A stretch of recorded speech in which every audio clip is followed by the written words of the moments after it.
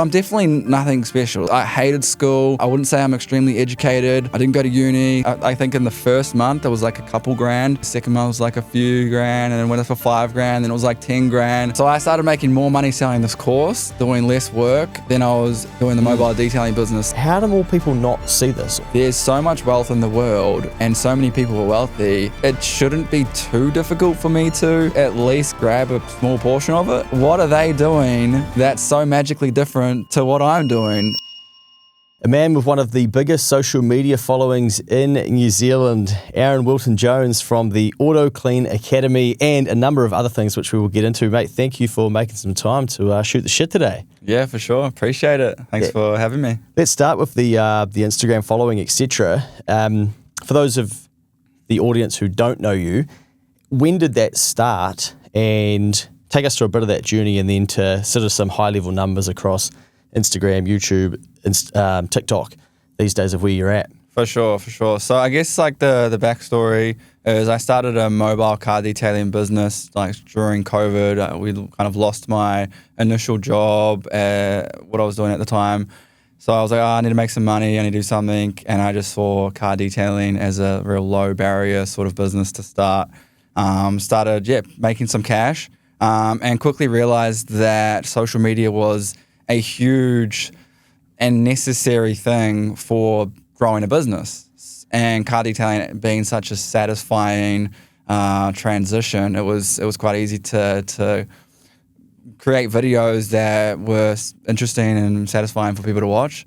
Naturally just started like posting I started listening to like some podcasts, Gary Vee, Alex Mosey, all these guys that were like quite big in the business kind of space, and they're all saying you need to get on social media, you need to start posting on social media. So I was like, oh, well, if these guys are telling me to, as a small business trying to make some money, trying to get some more leads to get on social media, then I'm going to start posting on social media. So I committed to a year. I set myself like a goal of posting every single day for 1 year. And sort of just threw spaghetti at the wall and figured what this like kind of few videos started popping off, and I was like, okay, I'll double down on those, and it quickly grew because at the time I was posting satisfying, transformational ASMR videos, and that caught the interest of the public, I suppose, and now we're at like probably 500,000 on TikTok, Instagram, Facebook as well. Social and YouTube's kind of like becoming bigger and bigger, but I've transitioned from posting ASMR satisfying videos to more educational videos around car detailing, the industry, how to start a car detailing business.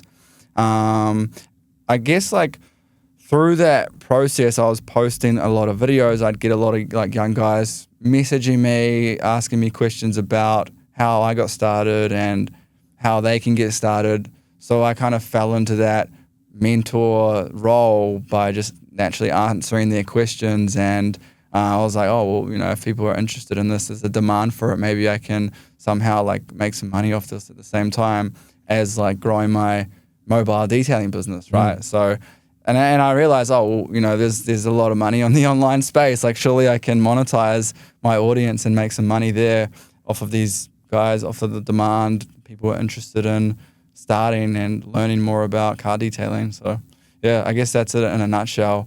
But I think social media is massive, man. I think it's free marketing essentially, right? And a lot of like businesses will pay for ads and spend a lot of money on ads, but then they don't have the social media presence or the organic presence to kind of combine it, if you know what I mean. Like it just, they work hand in hand. So yeah, I mean, I'm kind of like going off track already right now, but like, yeah. So I guess if we just step through the journey, so you start cleaning cars to make a bit of coin, and then I'm going to need some customers, and then you commit to posting every day on social media. Then you start growing social media. Does it actually lead to people joining you as a client or getting in touch to say, hey, can you clean my car? Or does the following become international? Yeah, so initially from like 0 to 200,000 followers, like I started getting a lot of inquiries about like getting car detailing jobs. That was a byproduct of it, but I would say that wasn't the bulk of where my like car detailing customers were coming from. It was more or less just like awareness and authority, and I was like building more trust. So it was easy to like convince a new client, a car detailing client, that I do a good job because I just send them a link to my Instagram and be like, hey, check out some of the work I've done. So like the trust was built, so I didn't have to justify my prices. So that was like a really big thing for me, is just having, when I was like focusing on the car detailing side of things and growing the mobile detailing business, having that big audience just meant more authority and more trust for potential customers. Yeah. And people would reach out and be like, oh, like I want to use that guy. I saw him on TikTok, sort of thing. But it definitely wasn't my main source of lead generation. Like when I was growing the mobile detailing business, all of my car detailing customers would come from my Google business profile, my website that was ranking high on Google ads, Facebook ads. But social media is sort of like the backbone of it all, right? It creates the trust, it creates free awareness, organic marketing, and yeah, I guess and then it kind of led more towards other car detailers reaching out and asking the questions like how I started, how I grew, and I started to make more content targeted towards them as well. And then I initially I created an online course. It was like the first thing that I did to monetize online. I was doing a couple of consulting calls with like guys who were interested, and I'll just jump on a call with them, charge them $100 for like an hour's worth of time, and like help them out here and there. And that's when I started like proof of concept. Oh, well, maybe there's a whole nother business inside of this audience that I've built, and not just building this mobile car detailing business. And I was like, we were always thinking of moving back to New Zealand. So at the time I was actually in Australia when I set up the mobile detailing business initially. And we always had the plan to move back to New Zealand. And I was like, well, I can't essentially take the mobile detailing business back with me. I'd probably want to sell that. But I can take my whole online presence, my following. I can definitely take that with me. So maybe I try to kind of shift the message, shift the kind of the content a little bit to be more towards other car detailers who want to learn to start. And yeah, I made that shift and people resonated with the content I was doing. Like it was more like, it started off just being like, oh, this is how I do X, Y, Z. This is how I detail a car, or this is how I got this many clients in this week, or this is how I built, got this many views on a particular video, or this is, so it's just more about like how I did something, and then rather than like, this is how you do something. I feel like that's not one of the like most important things I learned from Alex Hormozi is like when you're first starting out to create content, don't try to create content that's how to do something, but more about how I did something, right?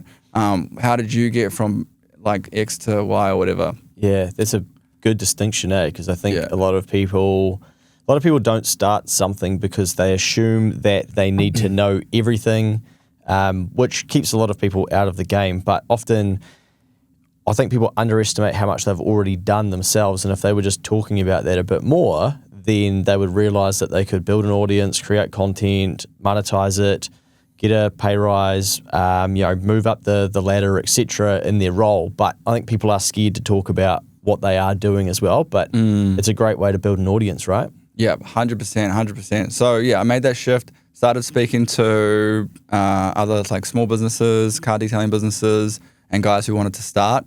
And then from there, I was like, okay, I have been seeing a couple like influencers talk about online courses and building an online course and making, tens of thousands of dollars every month from selling a digital product that is just like basically unlimited supply. So I was fascinated by that, and I was like, okay, cool. So I joined the program, and it was called the Online Course Guy. And yeah, really good program, but all about teaching you how to create and package up this online course ready for sale to your audience. Yeah. And it was pretty generic sort of funnel, the typical webinar funnel. So I first thing I did was like build out this course, which was like A to Z on how to start a car detailing business, right? Really like raw, average. I knew nothing about like creating like long form videos at that time. So it was like audio was horrible, recordings were horrible, but it was just the raw like information that you needed on how I went from, $0 to $10,000 a month as a mobile car detailer. So it was just, I wasn't like miles ahead of these guys starting. I'd been doing it for the last 12 months and I got from, 0 to over 6 figures in the first 12 months. So it was like, cool. Like I wasn't like at some unicorn that has built multi-million-dollar businesses. I was only one step ahead of these guys, right? So I think that's what resonated as well. And packaged up this course. Wasn't anything amazing, but I had a lot of like engagement with my audience. Built this webinar style funnel. I don't know if you know Russell Brunson, but it's like the real traditional webinar where you like go take them on a journey around your story and the challenges and obstacles. And then you kind of pitch them at the end. Yeah. Like this like real pitch deck style slide where it's like you get this, this, and this. And also there are these bonuses inside of the course as well. And it works, man. I had it on Evergreen and I ended up making like probably like between, I think in the first month it was like a couple grand. And then it went up from there. Second month was like a few grand and then went up for $5,000. Then it was like 10 grand just selling this Evergreen course per month. Just on that Evergreen, so you basically you sort of make the webinar once and then send traffic to it and then they can watch it at any time, and then once they get further through the funnel and go like, this is for me, then they become a buyer and you're just off then doing your thing and it's just happening in the background.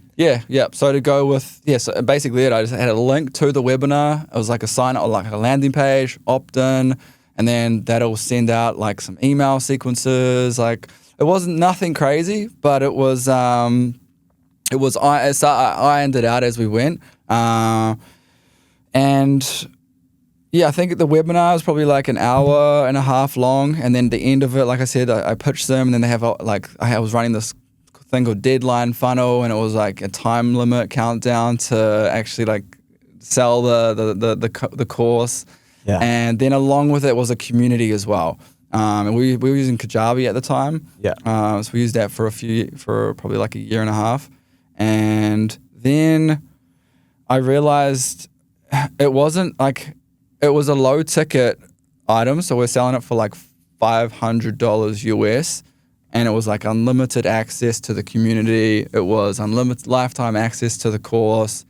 And we were getting results, but like they weren't, I guess, I didn't know how to scale that up other than I was trying to push it as much as possible. I just didn't know how to scale it to 20,000 or 30,000 or more per month. So I was trying to figure out how to do that. And I mean, low ticket items are you either need to have 1 million followers that are really engaged to sell something that's low ticket and not on a retainer at the same time to reach like higher levels.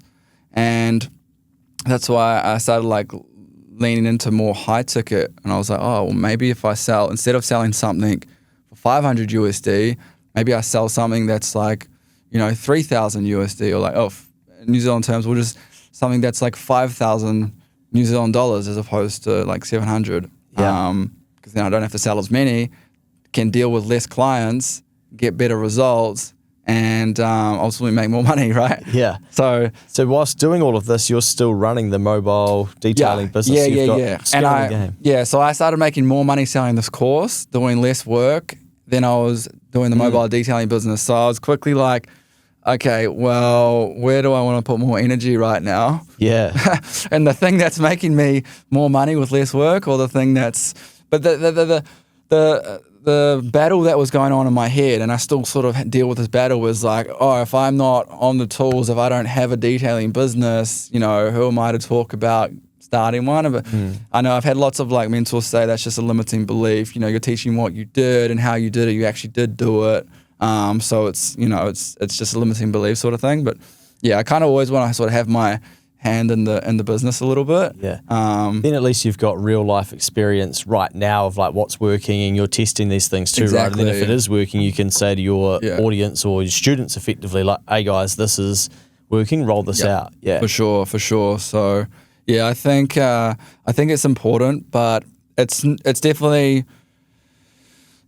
it wouldn't stop it from working, right? Nah. But it's still important to you. Yeah. Yeah. Too many of us signed up to a KiwiSaver plan without much thought. And signing up is great, but if you've never got advice before, you could be missing out. Your KiwiSaver account could become one of your biggest assets over your lifetime. That's why getting expert advice early and ensuring you're in the right fund is so worthwhile. Generate have a team of KiwiSaver advisors available to help. Head to generatekiwisaver.co.nz/change to book a no obligation meeting. They can even come to you. A copy of the product disclosure statement is available at generatekiwisaver.co.nz. The issuer of the scheme is Generate Investment Management Limited, and of course, past performance does not guarantee future returns. Yeah. So let's just focus on I'm going to ask you about courses, but like where does your drive come from to do this? Because if we think about it, you've kind of very quickly brushed over the fact that you've basically gone from no social media following and whatnot, right, to like building a $120-ish, say $1,000 worth of revenue, cleaning cars. Yeah. Which there's a shitload of work that goes into just doing that, right? Like doing it properly, getting them booked in, hey, I need to change this time. And then going, righto, I'm going to post every day for a year. Like most people probably couldn't post once a month. Yeah. They would get stuck. And now you kind of see there's a wave of these people coming through being like, hey, I'm posting every day. And they kind of tell everyone that that's what they're doing. And it's like, I think they can see that it has worked. And so now they're like, oh, this is what I'm doing. Come on my journey every single day. Yeah. And they sort of watch the following grow. And it's like, this is the next wave of it. Watching people who did do it, who weren't really talking about it, but just were doing it. And now they're talking about doing it as well. But anyway, it's probably something else. Yeah, Don't know if you've noticed that. I think I've noticed a few things like that. Yeah. It's like day one of doing X, Y, Z or day 4. Yeah. Yeah. But that's like, it's hard to do, right? And then even if you go, okay, I'm gonna make a course because it's then more accessible for people, you've still got to build it, and you've still got to then record the webinar, because that sounds really simple to you and I, right? But for a lot of people, like they probably couldn't sit at a screen and be like, right, I'm going to record a webinar for an hour. Hi guys. And then you forget to push record. But they wouldn't, like a lot of people don't have the drive to be able to do all of that work. So what I guess through this process is keeping you going? Really good question. I read a book recently from Angela Duckworth. I think it's called Grit, and it kind of talks about how persistence outweighs talent. And I think it's a really important thing to understand. I never realized I was persistent and kind of stubborn with things until I kind of look back and go, oh yeah, I just didn't give up when I wanted to do that, when it was going wrong, when I went through issues, when I had problems. It was just, I just didn't get up. I looked at it as a challenge and got over it, and then realized that kind of focusing on the longer term goal. But persistence has definitely played a huge role. Just being extremely persistent in what I wanted to achieve. And then acknowledging the small wins along the way as well. So for me, having earning my first $1,000 when I was, washing cars, it was like, okay, cool. I've proof of concept. I can do this. It's going to work. And then earning my first $1,000 online, it's like, oh, well, clearly this works. I can do this. And then earning, getting my first 10,000 followers was like, okay, cool. This works now. But I think what I've come to realize is that there's so much frustration in the start, and the results are so small that it's easy to just give up and procrastinate. So it's important. Now I really understand that there's this curve that happens when you're learning a new skill, when you're trying to start something new, that it's flat for so long, and then all of a sudden it will go up, and that's where the traction starts to happen. I would probably say maybe I'm ADHD, and I just when I get focused, I get on something I want to do. We're hyper focused on it. Nice. But I'm definitely nothing special. I'm just sort of the run of the mill. I didn't go to, I hated school. I wouldn't say I'm extremely educated. I didn't go to uni. So there's just nothing special about me other than the fact that I actually just took action and just started, and then was persistent through the times when it didn't work. I guess another thing is having that that North Star or like that idea of a bigger picture than where you're currently at, right? So then having just like the motivation of earning money is just not really enough. Because like it's like I say this to my students, it's not the money that we're trying to chase, it's what the money can do for us, right? The lifestyle it can create.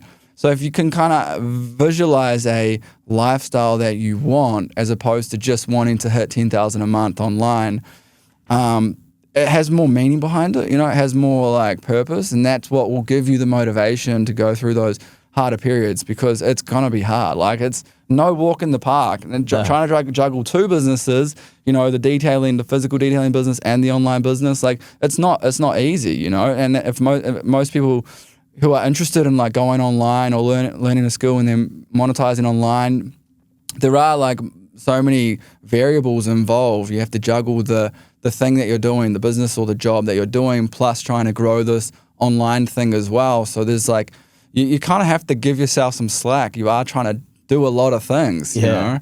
And punch out all the content and respond to probably thousands of people over the years.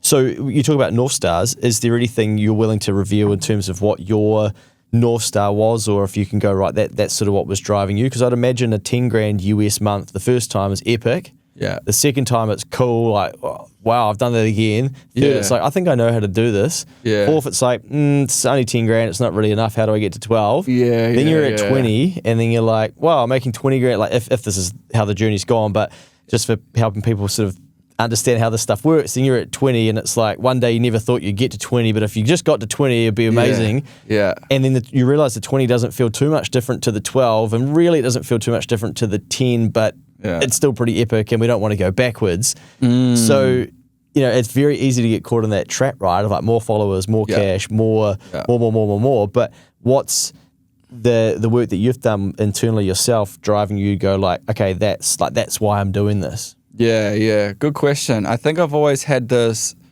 fear of not being able to pay the bills or being able to support my family, or worrying about. I came from like definitely like lower middle class, right? At times there was like, you know, there was a struggle, mum working like extra hours, like single mum at one point in time. And I just like maybe internally started to come up with this belief that I don't want to ever have to struggle to put food on the table, or ever have to work like after hours just to like pay for the bills this week.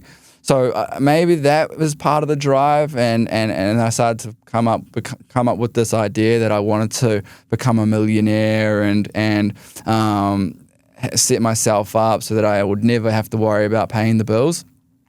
So maybe that's kind of like formed the drive, a little bit of that drive. I guess another part of it, well, if we want to talk about the North Star when I was younger, it was, or not even younger, just like a few years back, and what it still is, it's just like the ability to not worry about bills and to be able to take time off from work and to still be able to earn money. Like if I want to be able to take a year off, still have money coming in that covers all of the bills and some, right? The financial freedom, right? You know, the quote unquote financial freedom that people talk about. That is ultimately what I strive for, right? Yeah. And you could probably see that doing the mobile car detailing and the car detailing alone doesn't really allow for that, because much like figuring out, okay, what do I do with this audience if I want to jump countries? Yeah. You can't really just, you know, walk away from that over a year, and maybe someone will run it or whatnot, or you could sell it and buy it back when you come back, who knows? But that doesn't achieve it just on that piece. Not at all. Unless you set up like a massive franchise and you are just like the I guess like the owner, managing systems and that. That's extremely difficult task to do. Yeah. Online is so easy, right? So monetizing an audience is so easy, and it does allow you to be remote and like travel. And I lived in Bali for 3 months last year, and wow, it's like And I guess you're making the US dollar as well, right? Yeah. And from New Zealand, you're an exporter, so you're exporting to international customers.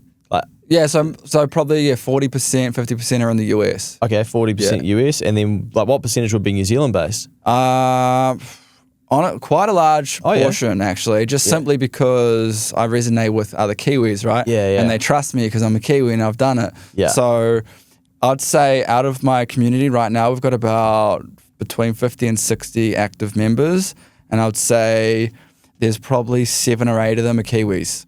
Awesome. So in terms of like percentages, right? If we look at the population of New Zealand compared to the population of the US, it's a big portion, right? Yeah. I guess what I was highlighting is that when we get taught about exporting in New Zealand, we think about like Fonterra exporting around the world and whatnot. But you're a good example of basically exporting digital products and services and teaching, and then being able to charge in US dollars. And because you are then exporting these things, you're not having to return GST on the sale to those overseas customers. Yeah. But you can claim a portion of the GST on the expenses that you have. So it's a beautiful little vehicle. If you can do it. But I suppose you must see so many people now with what you know and think, why aren't they doing this? Or they could be doing this, but with, growing a TikTok or... Yeah. My sister's a good example. I really wanted to... She's really sprightly. She's really like... she's a really alive person, right? Yeah. And she does like little snippets here and there, but she would be so good on camera, and she like does this like home meal prep thing, which is like really cool. So she helps people like prep for meals and stuff. And I'm just like, you need to be consistent and post on social media. Like you could grow something massive. You've got the character to be able to do this, but it's hard. It's not easy to commit and put yourself out there and then see the negative comments that come, which do come. They come, and dealing with that and being so exposed is quite a hard thing to come to grips with, I suppose. Yeah, you can kind of almost create your own like fandom or fame, right? Which like wasn't really a thing even when I was growing up. It was the big celebrities and stuff are there. But you can sort of build it yourself now, but you're not building for that once some people probably are, right? Just building for attention's sake. Yeah, but for sure. Definitely some are. Yeah. But when you are like, okay, this is really important, but you're not doing it for this, but it is a byproduct of it. But then sometimes you don't want to like have a yarn to that person in the street or, have to talk about this thing or, how many times people would have asked about like your dad passing away or something like that, right? Which now I'm another one and like, you're probably fine to talk about it, but you start having to like reveal these intimate moments of your life and stuff or be like, oh wow, they were looking at me the whole time. They knew who I was, but didn't like say anything. Now, what was I doing? Did I pick my nose? Like all of this stuff that you don't have to think about. And I think not everybody wants to go through that, and I get it. But you must see people who you think, okay, you've got this skill set that's outside of what you do, but just anything, but they don't know how to like monetize it, because you said before, like it's so easy to monetize something online. But I think a lot of people, especially Kiwi people, still think that it's hard. Yeah. So what advice would you have for those people who do want to start making some money outside of what they're currently doing and do it online? The first thing you need to do is just get comfortable posting and putting yourself out there. I mean, you don't even have to put yourself in front of the camera. You could just be doing voiceovers and just filming something. You could even just be doing like B-roll with captions to start with, But the first thing is social media. Like that is the... awareness. Yeah, that's it. That's it. That's where all the eyeballs are. That's where everyone's hanging out. So that's where you need to be. If you want to sell something to millions of people online, well, you need to go where millions of people are online, right? And that's social media. So the first thing is just starting to talk about something that you want, like interest. Like let's just say, for example, a plumber, right? Who's just like working as an apprentice with he's not even running his own business necessarily. He's just working as an apprentice doing plumbing. And he's like, I want to do something online. I want to like monetize online. Well, he knows something. He's probably, depending on how far he is in an apprenticeship, he might be 1 year into his apprenticeship, and there's someone that's thinking about becoming a plumber who wants to get in and start an apprenticeship, right? Well, this apprentice now has like some skills that this guy who wants to start has no skills. So he could start talking about what it's like to be a first-year apprentice at being a plumber. And then off the back of that, he could do some consulting calls, or he could maybe just like give advice, paid advice, or he could set up something like a plumber's starter kit, ebook that sells for $9 online. It's not going to be massive money, right? Because your skills also correlate with like the amount of money you make, but it's something, right? You're starting. So if you are running a plumbing business now, for example, and you're doing like, $100K a year with your plumbing business, well, now you have some very valuable information and some valuable skills that other plumbers who want to start a plumbing business on their own will now pay you a lot of money for, right? So, obviously you need to have a skill that you can teach others. But if you have a skill, and everyone does, you can monetize it, right? You can start to talk about it. You can start to build some awareness around it and build a following, right? And then you might just find that you're good in front of the camera and just start running YouTube videos, and maybe, you just start talking about your plumbing apprenticeship on YouTube in long format, and it starts to go way more viral than, I don't know, like, you could actually build off the back of a YouTube channel and not necessarily sell an online course or anything like that. It could just be you realize that YouTube is where you want to go. There's a Kiwi guy, I don't know, I think his name might be Josh, but I think, kind of a similar thing where by the seams of it, I don't absorb a lot of the content, but I see builder and he's built a house and he's talking about building the house and the things to watch out for when you are building and whatnot, and it seems like a large audience. And then there's another Kiwi, I'm pretty sure he is a Kiwi, in Antarctica, and just explaining about being in Antarctica, but he's bouncing it all over the world and stuff. And I think people forget how interested people are in just like random people. Oh, yeah. Well, if you look at those videos of mowing lawns, right? Like literally people like millions of views and all they're doing is mowing lawns. It's like, because it's satisfying. But yeah, people love to like mundane sort of shit, right? Like it's just like, it doesn't have to be exciting. Like where people think, oh, I've got nothing to talk about. I don't do anything exciting. It's like, man, someone will pay you to watch you mow lawns.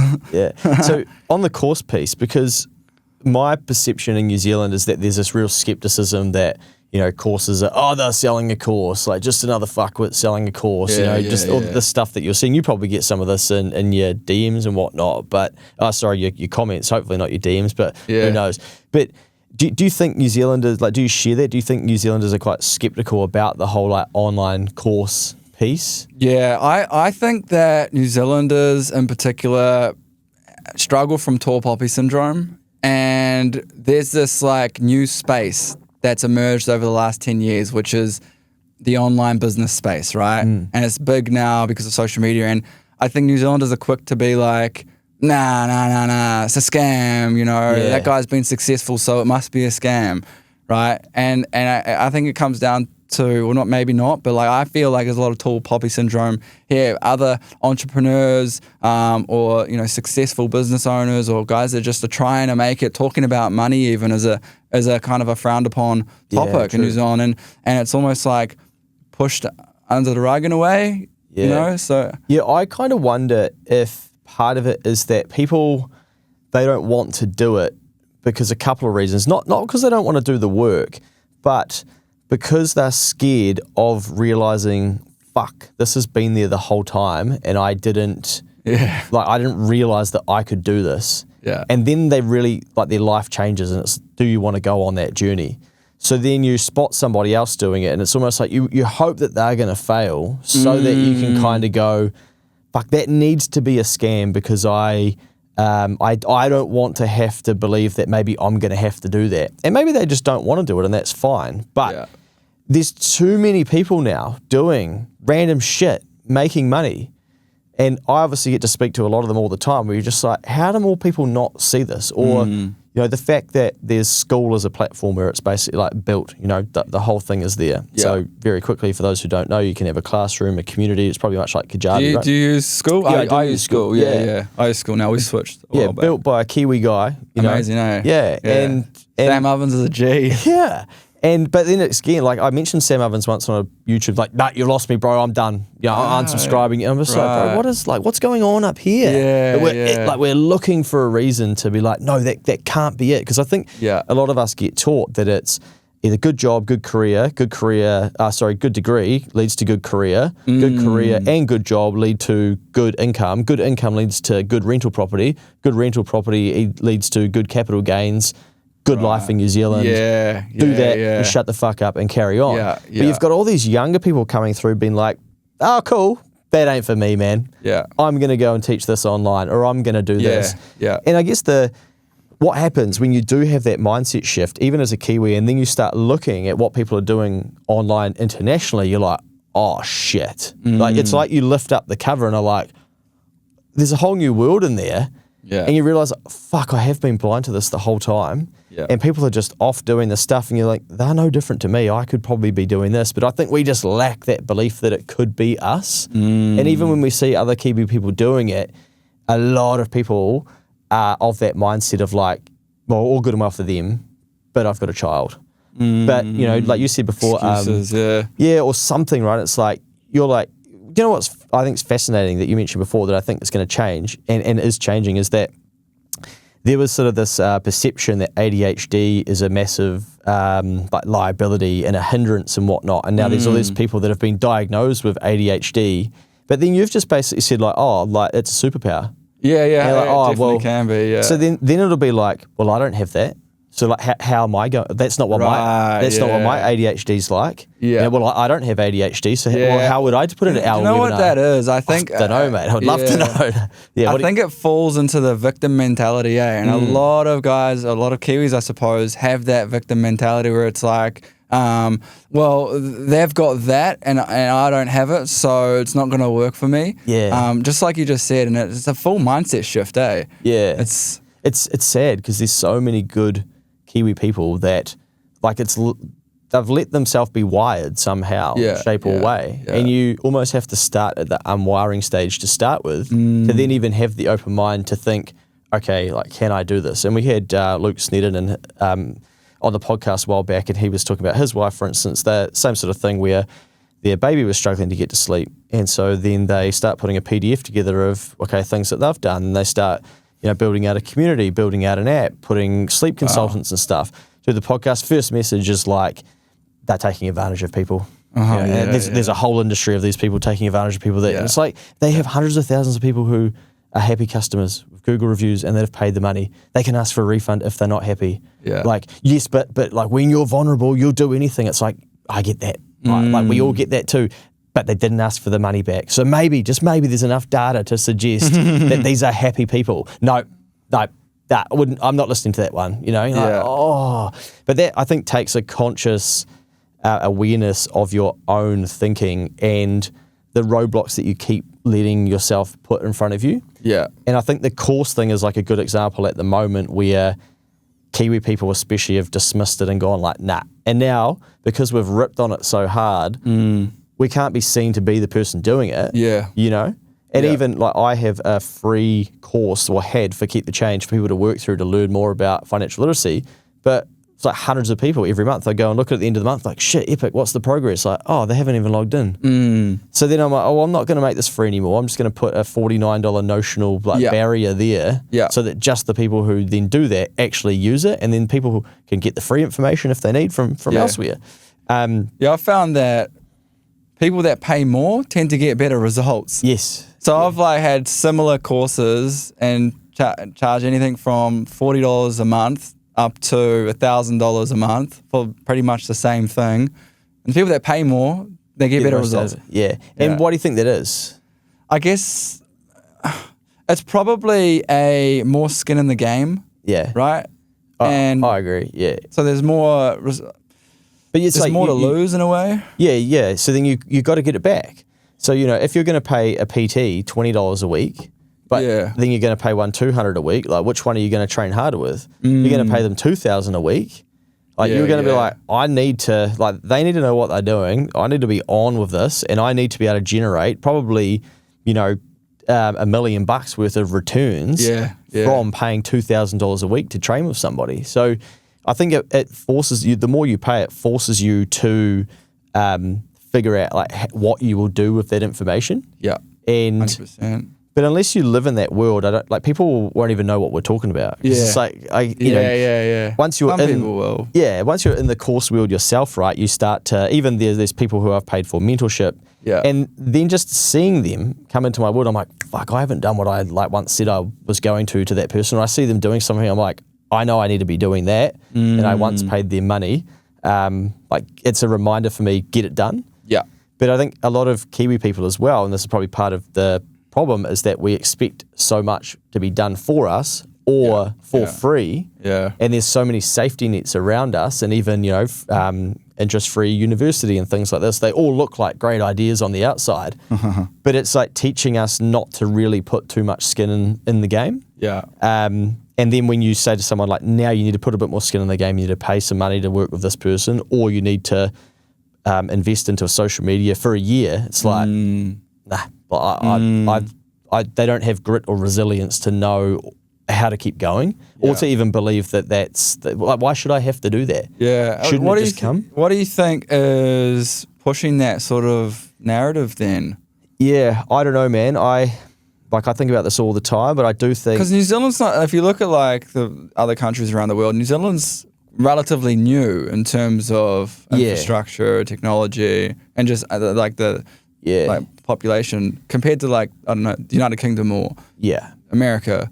Well, I think, so there's a few things, right? But one of them is that we're so small and insular, so that's hard to think scale. Yeah. Because, to even think about selling something, even I'm like, what international product could I be selling? I shouldn't struggle for that. I should just like go on the path, work it out and do it. And I sometimes think like, okay, if I was start tomorrow, like I'd do things differently. I'd have a crack at something else and have a look at an international market. But I don't think we think internationally anyway. Yeah.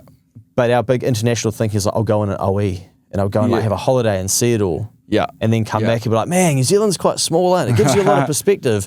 But I'm going back to my job and getting a rental property, And then that's the second piece, is that this sounds quite harsh or maybe unfair, but it's probably been quite easy in New Zealand to build wealth with a traditional path, like good job, good income. Yeah, it's comfortable. Yeah, and leverage and a property and then a second and a third. So it's like you just have to do that, and it was that's like decades.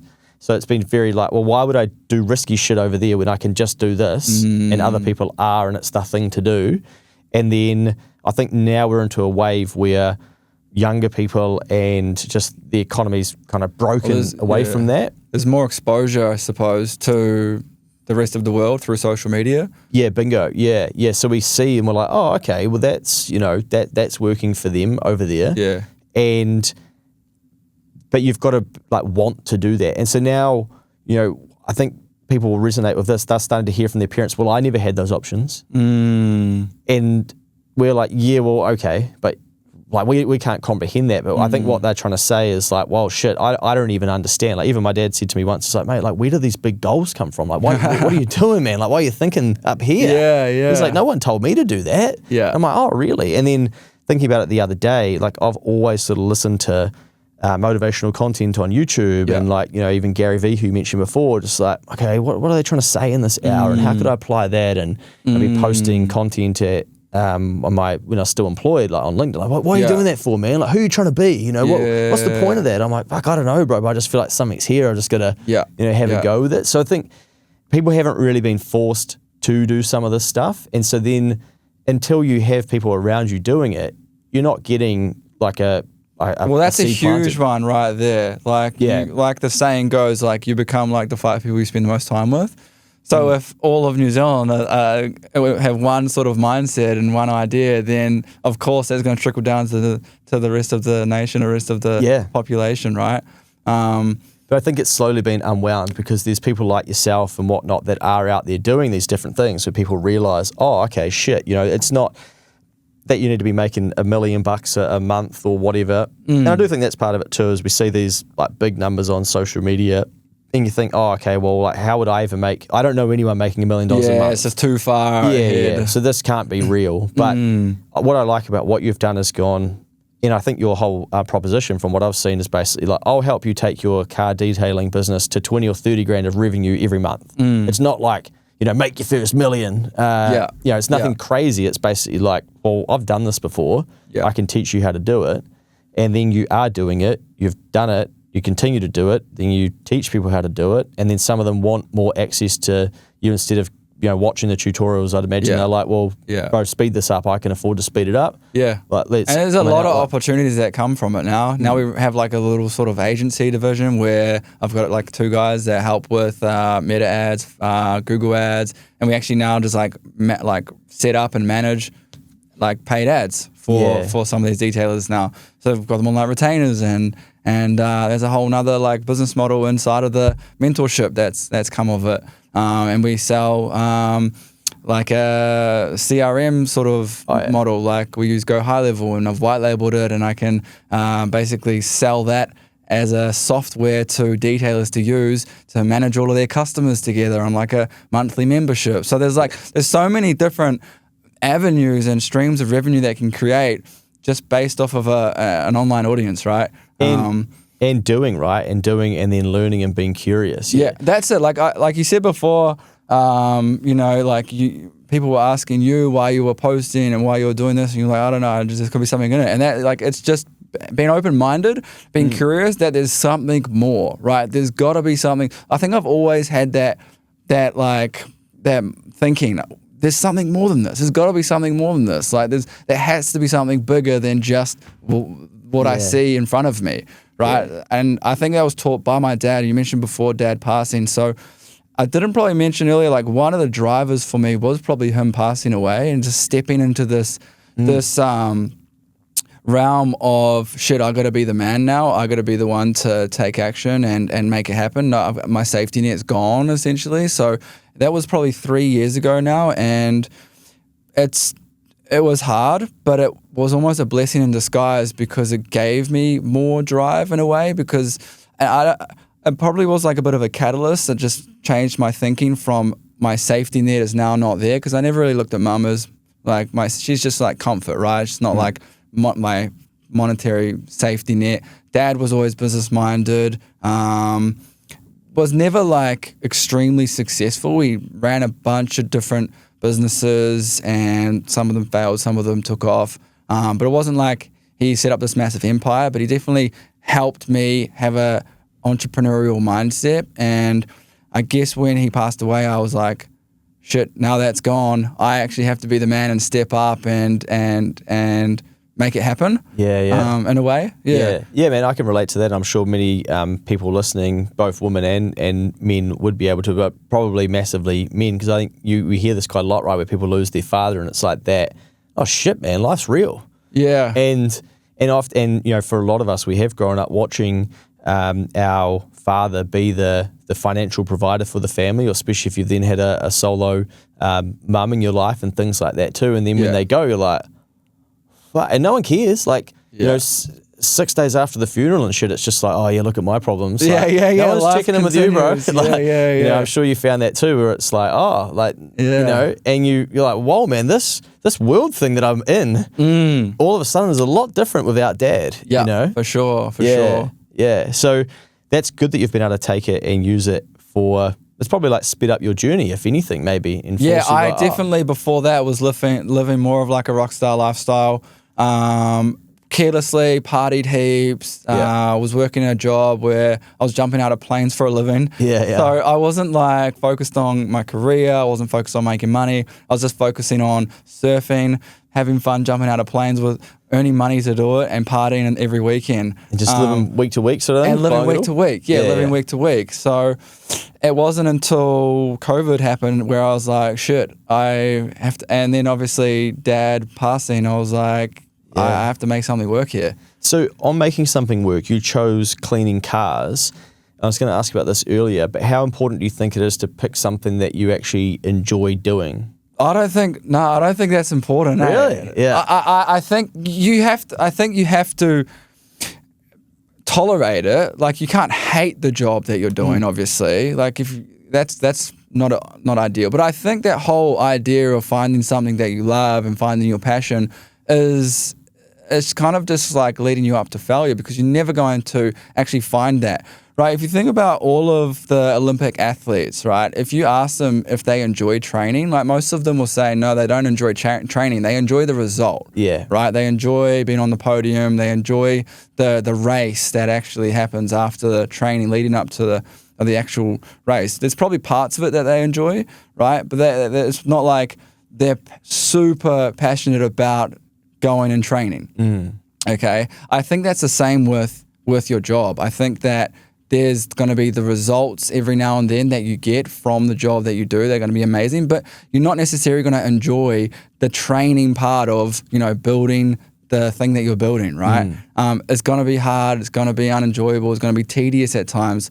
So I think if you find something that you tolerate, that you think you could potentially enjoy, that's going to give you a good result, I think that's probably more important. I think it's the process that becomes enjoyable and not necessarily the day-to-day. So if somebody is thinking about building up a bit of a following or making some extra cash via a bit of skill matching, so something that they have been able to do in the past, just pick something that they know how to do for sure and just accept that there's still going to be a grind through the middle and go on that journey. At least you then bank the lessons. You might bank some cash, but then build that up and give yourself options. For sure. If you always have that in the back of the mind, I need to enjoy this, then you're always going to get to a point where it's hard and unenjoyable, and you'll say, actually, maybe this isn't for me. I don't enjoy it. I'm going to find the next thing that I enjoy, right? Whereas if you would just stick with it, I guarantee in any job or any business or anything, there are going to be enjoyable parts of it, right? There's going to be parts that give you a lot of reward. I think if you can put all of your energy and effort into doing that particular task, I think it will become enjoyable, right? Nice. Okay, so let's change tack to you then get through courses and then you start doing a bit more mentorship. And you mentioned before 50 to 60 members. So now, what does your offering look like to the market with this next iteration that you've got to? For sure. So I realized high ticket was important, and I realized it was just more scalable. I think I just decided one day, rather than charging $500 for this, I'm going to just set up a couple of calls and try to book someone in and try to close someone on a monthly membership thing. Yeah. And I think I charged some Australian dude, I know who it was, but I charged this Australian guy, $2,000, US dollars. For the year or each month? It was unlimited, but it was the highest amount I'd ever charged. Yeah. For a similar, but it was going to be access to me. I was going to have, one coaching call with him, a month or something. I can't remember the exact terms. But it was a lot more than what you'd charged before. Yeah. It was a lot more. There was more access to me, and I was like, oh, whoa, this is way more money. Yeah. And then, from there, I've kind of just refined it. So now they said yes to it, obviously. Yeah. Do you have a moment of oh, okay. And I think we split it into 2 payments, and then he just paid me $1,000 USD right there, and then another $1,000 in a month, and I was like, shit, that's a lot of cash for 1 day. Yeah. Yeah. I mean, the online course had done maybe most 2 sales in a day, so probably similar, but it wasn't consistent, and I guess that was the realization where I was like, okay, maybe I can just give people more access and charge more money and make more whilst doing it. Yeah.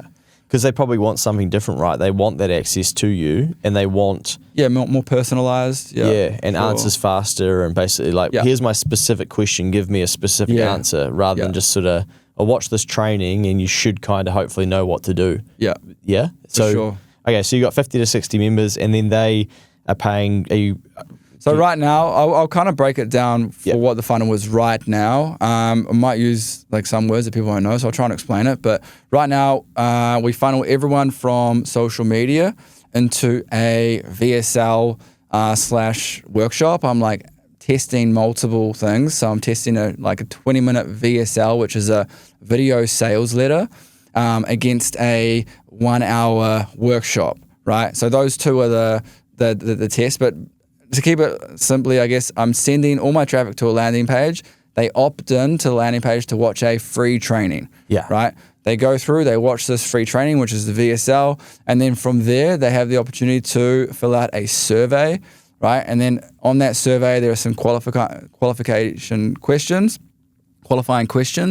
and then depending on the criteria, they'll either get sent to a triage call, which happens with an appointment setter who will have a 10-minute call with them and just determine whether they are a good fit for the program. If they are, then they'll get pushed to a closing call, which will then go to a closer, sometimes myself. Other times it's like a dedicated sales closer, a sales rep, right? And then they'll have a more in-depth sort of call with these guys, with these leads.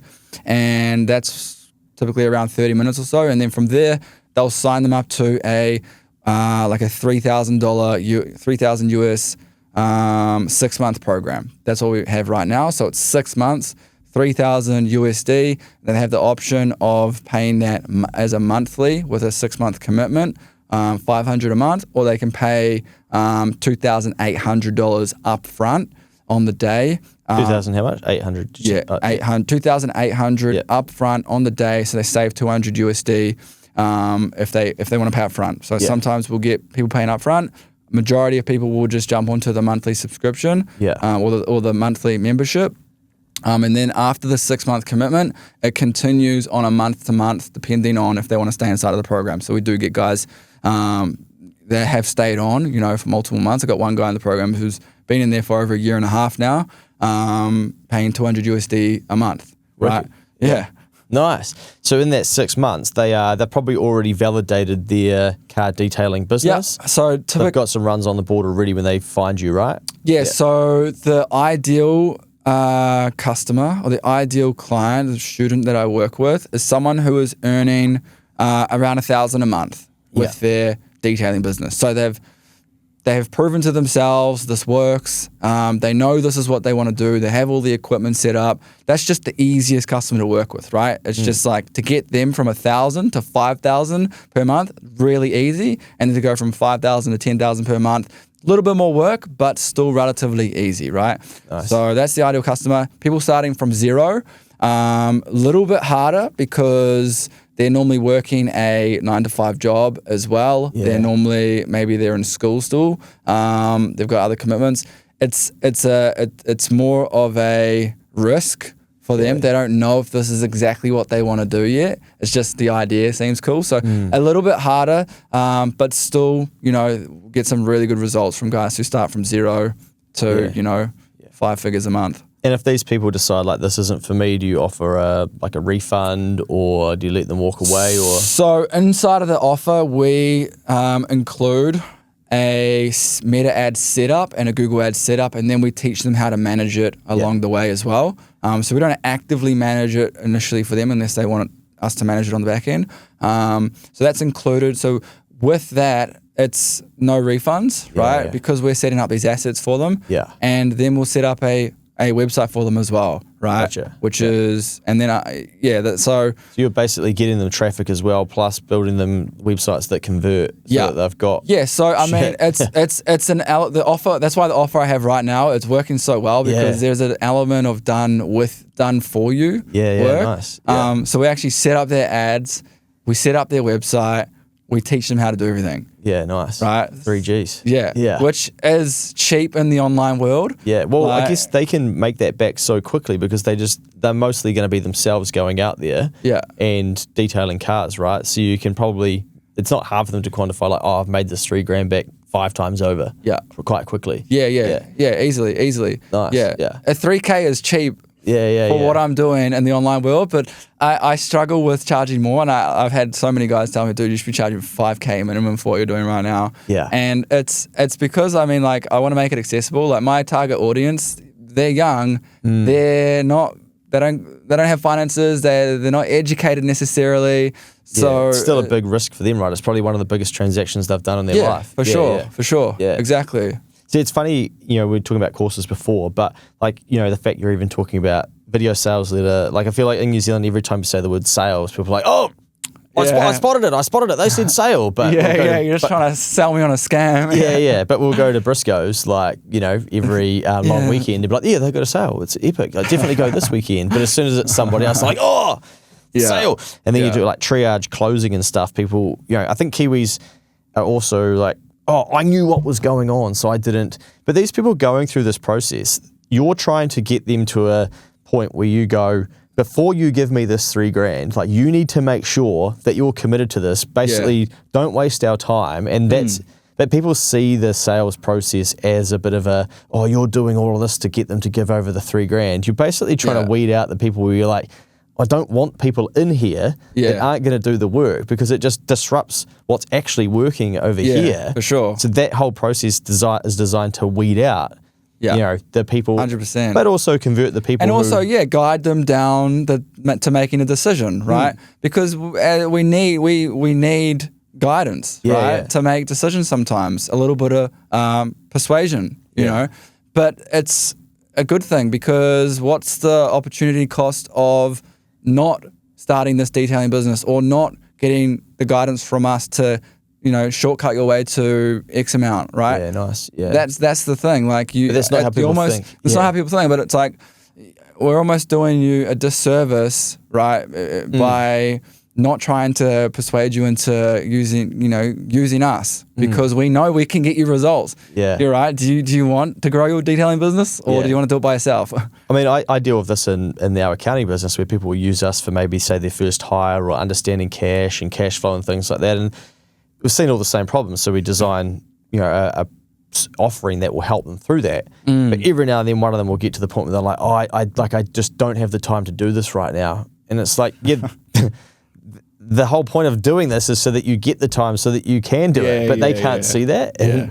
But then I think they just think like, oh, you're just trying to get me to do the thing. And it's like, yeah, bro, because I know that I can help you break the cycle of this, and your life can be way different and way better over here. Or I don't know if I'm going to be able to like hire right now. I just don't have enough work. I'm like, yeah, part of this is then figuring that out, and what you're doing that you shouldn't be, so that you can go and focus on getting some more work so that they do have the work to do, etc. But yeah, I guess people get stuck in their own heads as well with anything. For sure. And the whole path of least resistance, Just do nothing. Yeah. Hey, question then. So, if you think back to earlier, you were talking about wanting to be able to bring in income so that you didn't have to worry about, bills and things like that. How buzzy is it, like stepping into this world, and now with what you're doing and realizing just how much money there is in the world? Oh, yeah. Yeah. Eye-opening? Eye-opening. I went to like a mastermind event in Dubai end of last year, and that was eye-opening, man. Yeah. Like the amount of wealth in that city, it's just, in that country, it's crazy. Like every second car is a supercar, worth hundreds of thousands. It's like you really start to realize that, okay, there's so much wealth in the world and so many people are wealthy. It shouldn't be too difficult for me to at least grab a small portion of it. Like what are they doing that's so magically different to what I'm doing? Yeah. Well, it's not. It's just putting the energy into the right things and the right vehicles, right? And making the right decisions. But it's not any harder than going to work in a 12-hour day on the roads or whatever, like road working. Or I don't think it's any harder. It's just like where you put your energy. I think what's cool about what you've done too is that you've basically, in some ways, like a car detailing business, you could argue that you can scale it as large or as small as you want. So you could, because a lot of people argue, but not everybody wants to run their own business. And what if everyone had a business? It's like, fuck, who would employ you? Well, like if they didn't. But anyway, like you could create a job through this, right? Okay, I want to do 80 grand of this a year, and you might have 20 grand worth of costs and you've got 60 grand left over, or you might want to do 90, same sort of setup, and you've got, so you don't need to be like hiring multiple people and doing all this stuff, but you probably do need some basics of business, which is a lot different to a job, but you can sort of choose how far you scale it. For sure. Yeah, you could just be a solopreneur and just like single operator doing a couple sales calls a week that you're getting in from your audience of a few thousand and making, like, I don't know, under 10K a month happily. I guess like it must make you think as well that, so say if you take a different example and go, right, you get the objection, I don't want to do social media and whatnot. There's still nothing to stop somebody like myself tomorrow go, you know what, I'm going to start cleaning houses. And then you go, bang, knock on the door. Hey, I'm Luke. I clean houses. I specialize in cleaning ovens. And for $485, I'll clean your oven. This is what it will look like. start there, can bolt on some other services. Okay, we get no, yes. Boom, made $500 in a day. Whoa, what the hell was all that about? That's strange. Yeah. Okay, maybe I need to do one of those every 2 days, but people don't want to get through the first day of no to get to that first yes to unlock the... Yeah, and then that person says like, oh, well, do my friends as well. And hey, I'm just on the phone to them and they want you to come around. Will you go around there? Like, 485 becomes 800, 900, 1,200. Yeah. And it's like everything looks easy looking back. But you forget that a lot of people don't want to go through that first day of like, no, or like, what if I don't know what amount to sell it for? Or what if they say this? And it's you don't need to know any of that shit. You fear figure it of out. Failure, fear of rejection. Yeah. But always come up. This is, I think the principles that you've gone through in this last hour and a bit is that you can kind of apply this to anything, right? Like there are so many low barrier options out there for people to make a bit of extra coin. Have you, from what you've seen through your travels, are there any other low barrier things or like spaces or people that you spot and you keep an eye on what they're doing? You think like, oh yeah, I probably could have done that too. Or any sort of home service based like business, right? Yeah.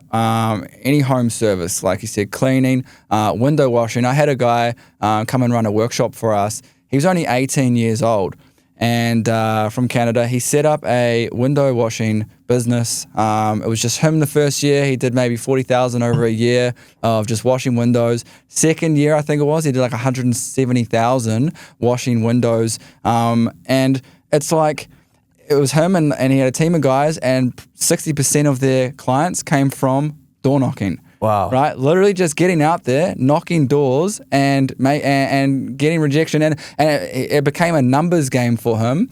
So he got dialed in. He knew on every single day he could go out and make X amount of money because it was just a numbers game. Yeah, right? the more knocks, the more that you'll get a yes. Yeah. So, I mean, any home service sort of skill, mowing lawns, washing cars, pressure washing driveways. Oh yeah, nice. Cleaning bins, like there is a lot of different things out there, eh? And you talk about wealth, and the one thing that I always bang on about on this podcast is the wealth is all tied up with the older demographic. And who needs their washing done, their cars cleaned, their driveways cleaned, their decks cleaned, their pools cleaned? Like. The people with the wealth have all of that shit and then they need to maintain it. And the people that don't have the wealth or any of us that want to make some extra cash, we've got to go to the wealth to get some of it. You know, a good one is cleaning solar panels. Oh, yeah. That because they've invested in these solar panels to save costs and save on energy and all that. But if they're dirty, then they're not going to be as effective, right? So that's an easy pitch. Hey, I'll jump up there. I'll clean them for you. Don't worry. Yeah. At Buzzy, you tell me that because the other day I was at this conference and this guy was saying to me, oh, did you know that once you paint a house, you're supposed to just wash it down at least once a year and wash the dirt off with a hose, just the garden hose, just do something. Yeah. And your paint will last. He had this stat on like how much longer it'll last. It's like, but no one does it. Yeah. They might do it in the first year. Yeah.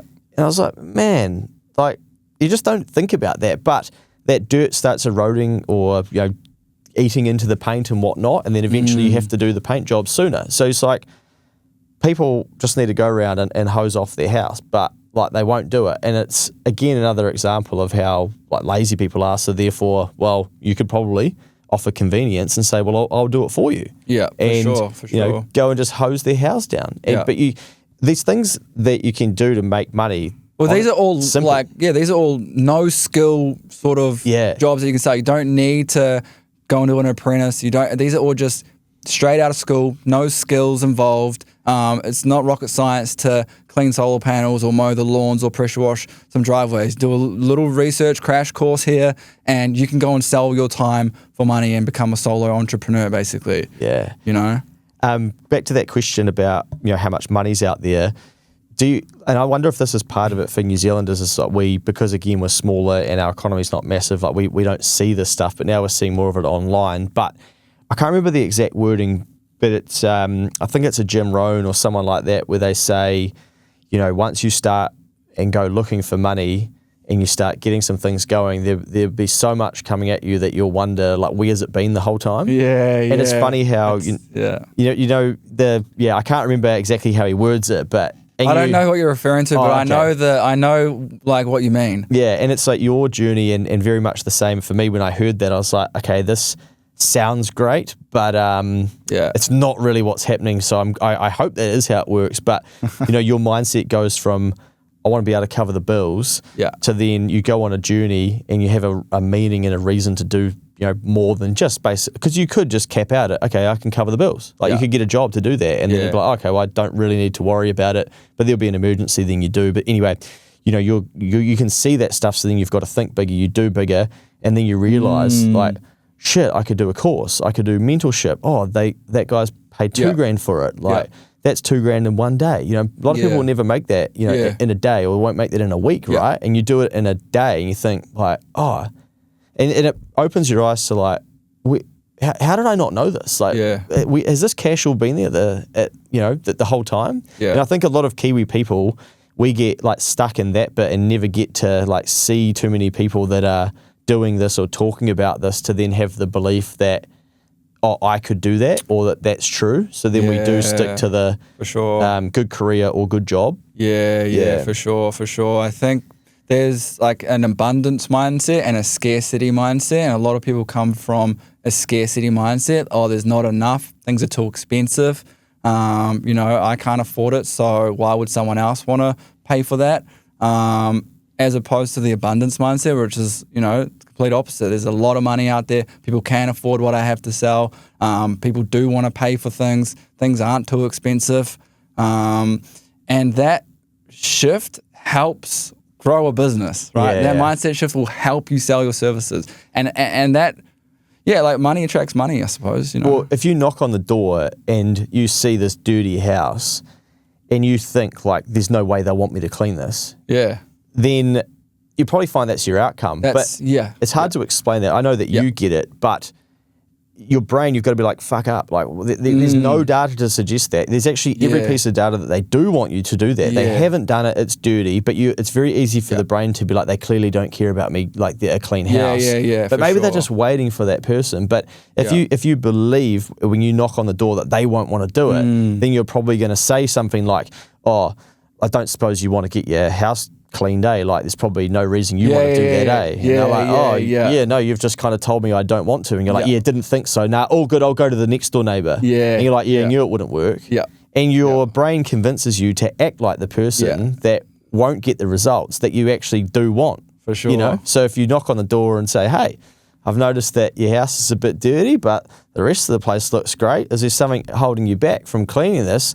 If you need a hand, willing to do it, we've just done that one over there. Yeah. Do you want us to get started? Oh, we've been waiting for somebody to, all of a sudden the belief is like, oh, there's heaps of money out there. Everybody wants this done. And I think sometimes we just need to get some of these yeses in our lives by asking enough people and getting enough no's to get to the yes and go bang. Like my brain was wrong. The data was wrong. There is a yes. Therefore, now I need to narrow it down and find more of these people. For sure. Yeah. Easier said than done. Easier said than done, but it just starts with being open-minded about it all. Yeah. Like just fail. Yeah. Like accept that you're going to make a mistake.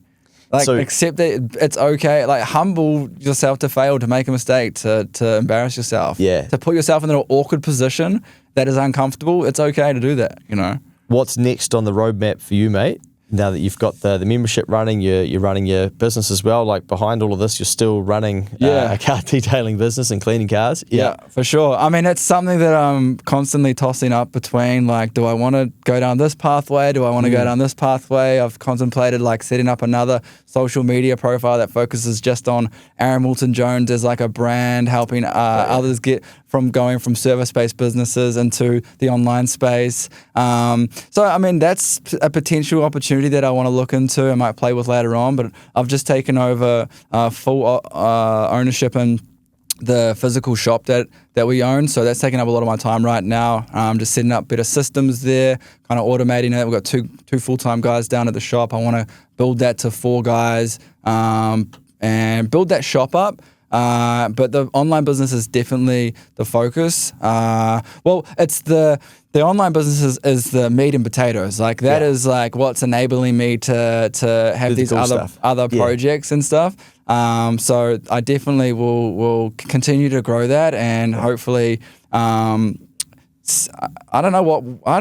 really don't know like But the what's beauty going to is come. I think for me, the focus is just to stay in my lane that I'm in right now. Like I'm in the detailing industry. I'm growing my YouTube channel.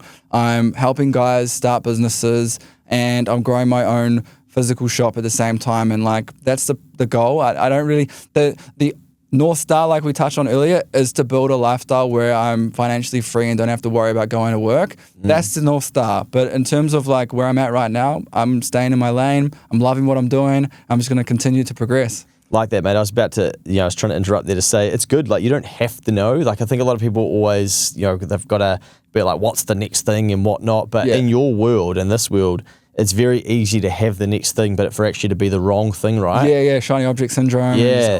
Then you got to like pull yourself back and be like, damn it, I did 6 months going down there. If I just slowed down a bit more, I probably would have seen those things and they would have saved me those 6 months. Yeah.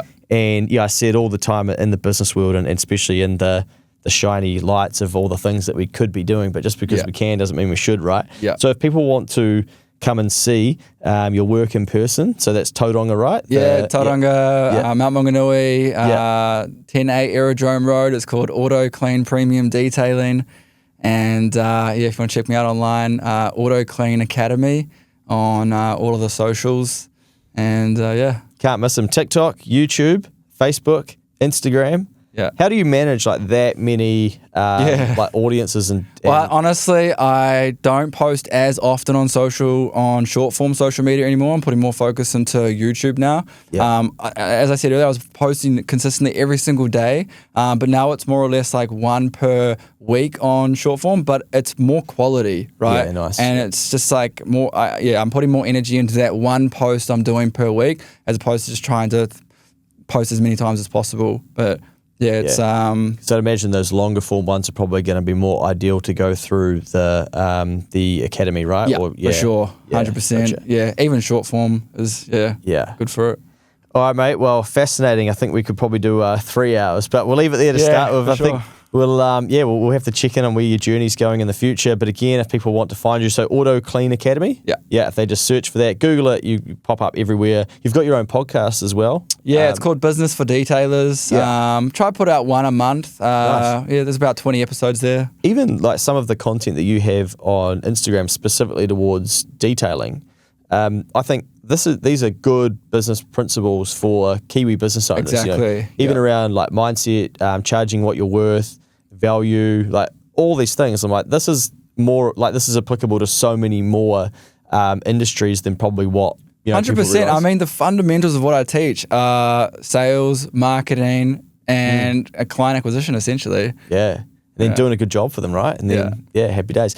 All right, mate. Well, thank you for your time. And I'm sure some people will hopefully get in and get their car detailed and also maybe even get into the academy and start their own business and entrepreneurship journey. For sure. Awesome. No, thanks for having me, man. Appreciate it.